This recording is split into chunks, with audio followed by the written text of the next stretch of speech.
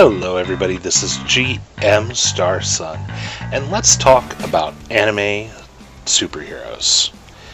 In the West, superheroes have been a cultural staple for decades, but while Marvel and DC currently dominate the scene, Japan has its own incredible roster of heroes that have come into existence over the years. To that end, here's a short list of anime superheroes that you should know about. I won't be talking about My Hero Academia or One Punch Man because both of those, well, A, have been done to death by other, better, bigger YouTubers, and B, are huge and current, and if you somehow aren't aware of them, you've clearly been living under a rock, so you just need to go watch those amazing shows right now and then come back to this series to find out about some older stuff that you might want to take a look at. So, let us begin.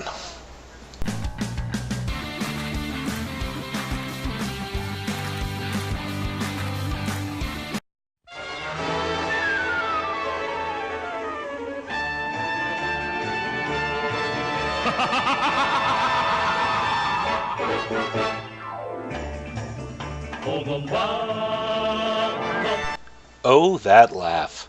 This is our hero, folks. Ogon Bato. Literally meaning the golden bat. Ogon Bat can lay claim to being the first, quote-unquote, modern superhero. Why am I making unseeable air quotes around modern? Because he debuted as a paper theater production before TV and before radio in the early 1930s, beating out American comic book characters Superman, debuted 1938, and Batman, debuted 1939. What is paper theater? It's like a slideshow with a storyteller who yanks out the paintings when it's time to move on to the next scene. Much more interesting than PowerPoint, to say the least. As you might have guessed from his age, he's had many adaptations, including the anime adaptation included here. Ogon Bat's powers consist of super strength, invincibility, flight, and his fighting style is beating people over the head with a pimp cane. I'm not even joking. Also, depending on the adaptation, he gains his power either by being an Atlantean preserved 10,000 years ago to fight evil, or is an Egyptian god of justice. He's also the best example of a dehydrated superhero. To enact justice and defeat evil, just add water. While what constitutes says water changes in each version, from the tears of a young maiden to an actual bucket of water, all that it takes to bring our skeletal hero to life is H2O.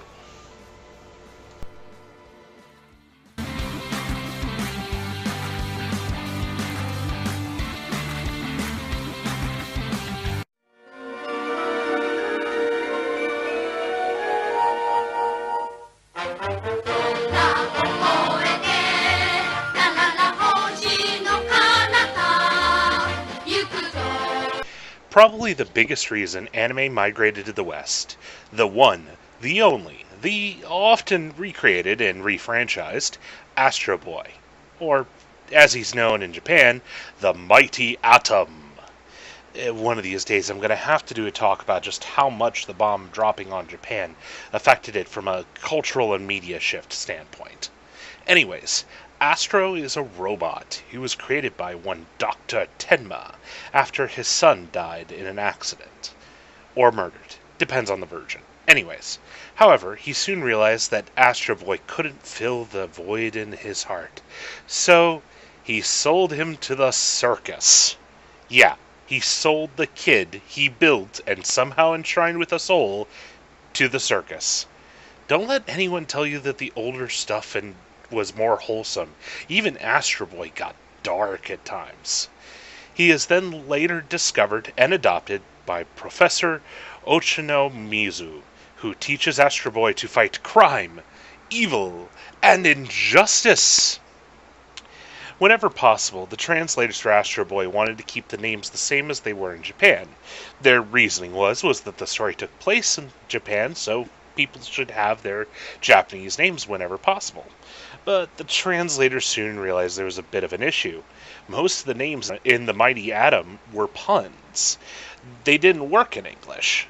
In the end, they ended up splitting the difference, keeping the Japanese names whenever possible, but going for the closest to the joke name whenever a character had a punny name such as Chief McLaw or Inspector Gumshoe.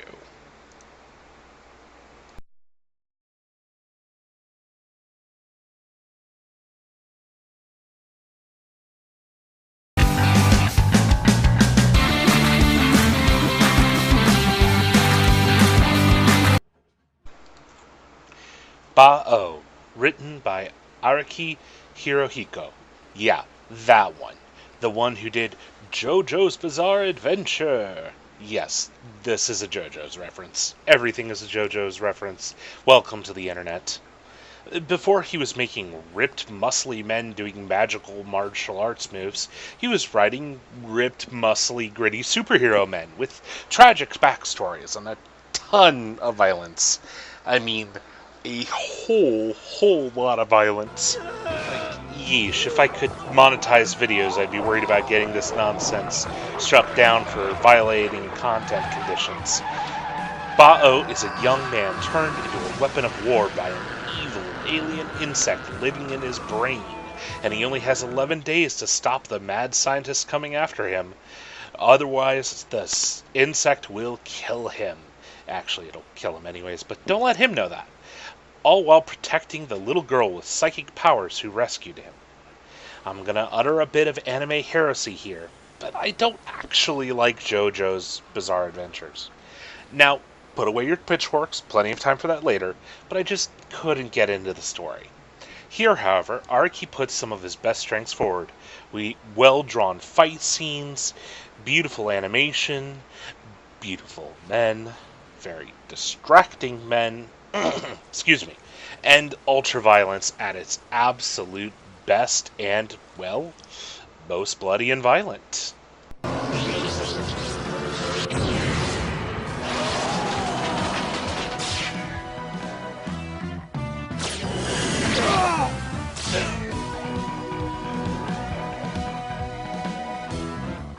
Let's not forget stylish posing and finishing moves, of course. Plenty of those.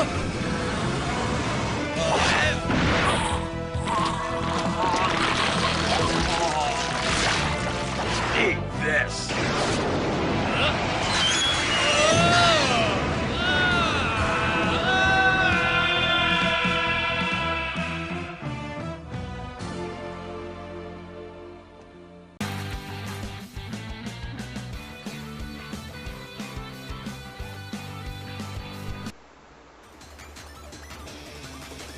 Okay, if I seem a little excited, well, I have every right to be.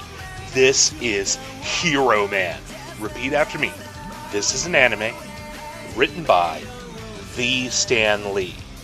Yes, this is the most American, dripping in red, white, and blue thing to come out of Japan ever.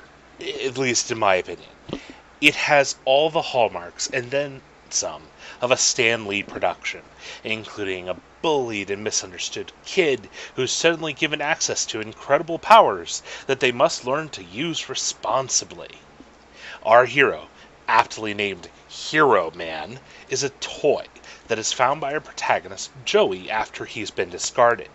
After Joey fixes him up, he's struck by lightning and transforms from a toy into a giant robot, the true form of Hero Man.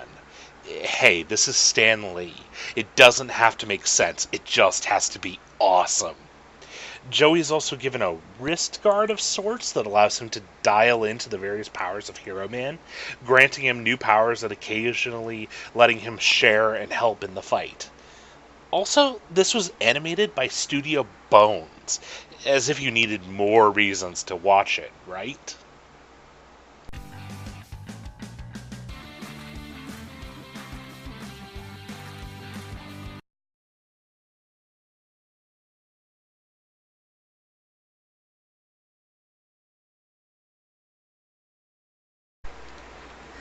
Tiger and Bunny is one of the best deconstructions of the superhero genre ever.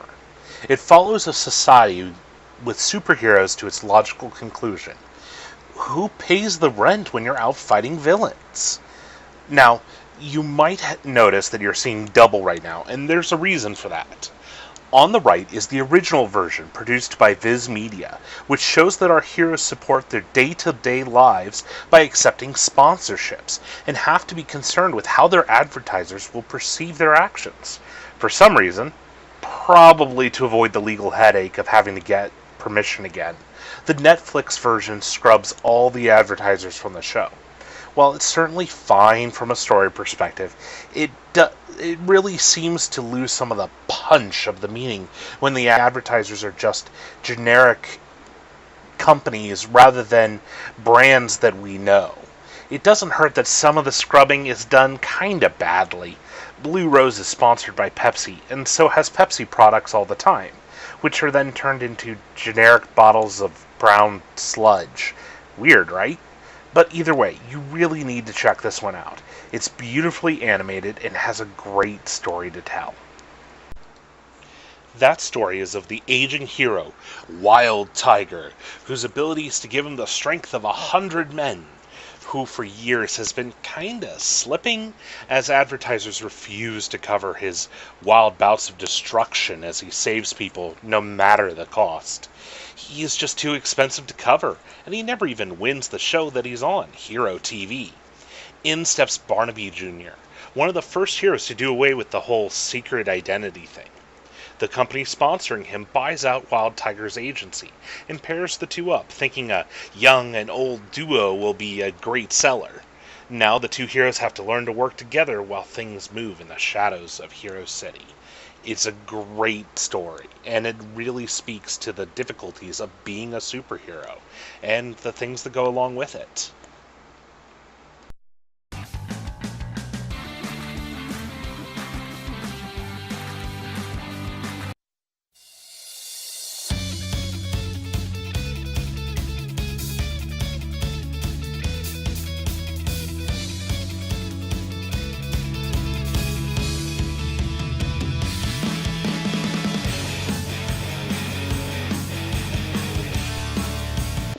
Oh boy, Samurai Flamenco. If there's any show I have mixed feelings about, it's this one. Samurai Flamenco follows the story of a powerless supermodel who's obsessed with superheroes and Sentai heroes. One day he decides that it doesn't matter if he doesn't really have powers. He's going to do everything he can to bring justice to the world, no matter how badly beat up he gets to do it.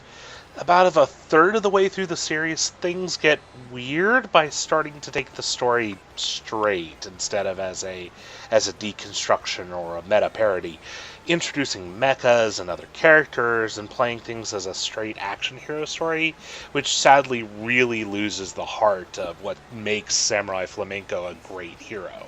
It isn't until later that after some of the nonsense with the mecha anime is done with, that it returns for about the last third of the story to the Samurai Flamenco we know and love, talking about deconstructions of what it means to be a superhero and what is at the heart and soul of fighting for what's right. It's the little details that made Samurai Flamenco really good in my opinion, like how he's given weapons that he can legally declare are just stationary, so he doesn't run afoul of Japan's strict laws on weapons, or how a major plot device is how even the smallest crime, such as stealing an umbrella, can have big impacts on other people, and how there's no such thing as a victimless crime. Also, this anime's last third will rip your heart out and stomp on it, repeatedly. Just warning you right now, it's worth slogging through the silly middle just for how good the end gets. And that's all we'll be covering for today, folks. Now, just so you know, there's some anime you should already know about. I may consider doing a video about them later, but this one's gone on long enough, so I'll just talk real quick that you need to go see Code Geass, Mob Psycho 100, One Punch Man, and My Hero Academia. You may have noticed that I didn't have any magical girls on this, mostly because I consider them a specific subgenre of superheroes that follow their own specific tropes and really need to be addressed on their own. I'll probably do, yet again, another video about them in the future. In the meantime, I do recommend such series as Vivid Droid Operation, Yuki Yuna is a Hero, Madoka Magica, and My Hime. I also recommend going back and watching the old Sailor Moon, both in its old version and in the new version, just to sort of compare and contrast. The same reason why I don't have too many Sentai, even Samurai Flamenco doesn't really count. Also, they're mostly live action. There's not too many anime Sentais. However, I do suggest that if you're looking for that kind of feel, consider Kasan or Kasan Sins reboot. There's also a anime version of Ultraman. Also consider Bubblegum Crisis and Ronin Warriors. Thank you, everybody, for sticking with me to the end of this. I really appreciate it, and it means a lot. Feel free to talk about other superheroes you know and love and think that I should have mentioned down below in the comment section. Also remember to like, share, subscribe, ring the bell, do a little dance, whatever it is that YouTube is having us do to keep up with our content creators nowadays. Thank you very much, and I will see you all next time. Ciao!